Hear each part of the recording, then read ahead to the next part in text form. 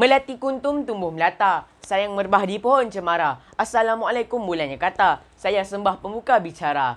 Yang berbahagia, para juri yang bijaksana, serta sidang hadirin yang sudi mendengar petah kata saya pada hari ini. Assalamualaikum dan salam sejahtera, salam perpaduan dan salam kasih sayang buat anda semua.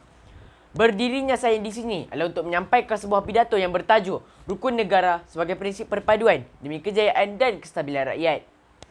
Maka kami, rakyat Malaysia, berikrar akan menumpukan seluruh tenaga dan usaha kami untuk mencapai cita-cita tersebut berdasarkan atas prinsip-prinsip yang berikut: kepercayaan kepada Tuhan, kesetiaan kepada raja dan negara, keluhuran perlembagaan, kedaulatan undang-undang, kesopanan dan kesusilaan.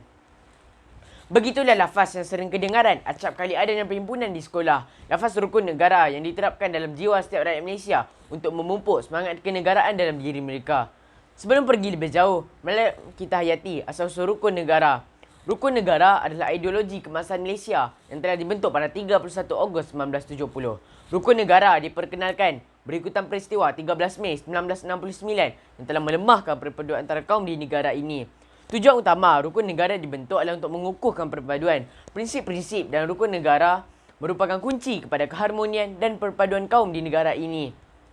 Setiap prinsip dan rukun negara perlu dijiwai dalam setiap sanubari rakyat dan bukan sekadar langan ikrar semata-mata. Persoalannya di sini, adakah rukun negara masih relevan untuk membantu mencapai kejayaan dan kestabilan rakyat?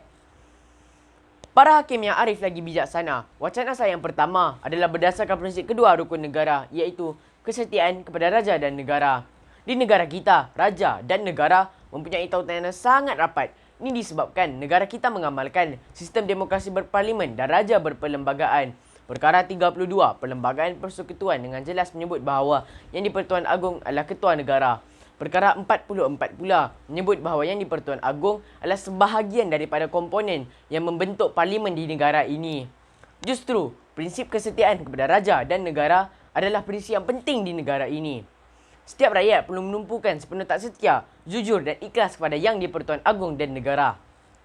Sebagaimana yang kita ketahui, negara kita telah dilanda wabak pandemik COVID-19 sejak tahun lepas. Hal ini sedikit sebanyak telah menjejaskan banyak perkara, termasuklah aktiviti sosial dari kemasyarakatan rakyat Malaysia.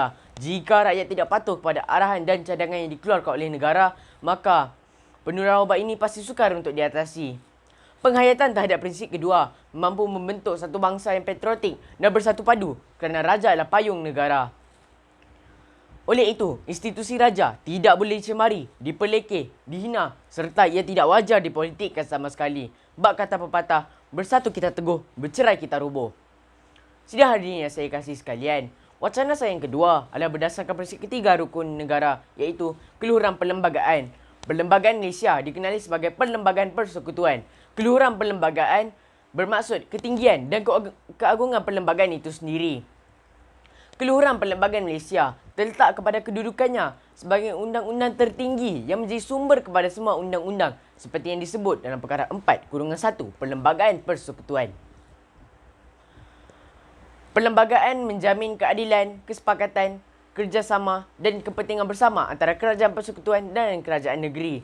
Setiap rakyat mempunyai kedudukan yang sama di sisi undang-undang. Oleh itu, perlembagaan menjamin hak asasi, kebebasan rakyat dan keadilan sosial untuk semua kaum di negara ini. Perkara yang terkandung dalam perlembagaan bukanlah sekadar tulisan di helaian kertas semata-mata, namun ia perlu dipatuhi dan diikuti oleh segenap masyarakat berbilang kaum di negara ini bagi mengekalkan perpaduan. Sidang hadirin sekalian, setelah dua hujah saya berikan, maka dapatlah saya rumuskan bahawa rukun negara yang telah terbina sejak berdekad lalu masih relevan untuk membantu mencapai kejayaan dan kestabilan rakyat di negara ini. Marilah kita hayati aspirasi yang terkandung di dalam rukun negara secara mendalam dan bukan setakat berlegar-legar pada prinsipnya sahaja. Sebelum saya mengundur diri, saya menyusul 10 jari. Memohon maaf sekiranya ada terkasar bahasa dan tersilap bicara.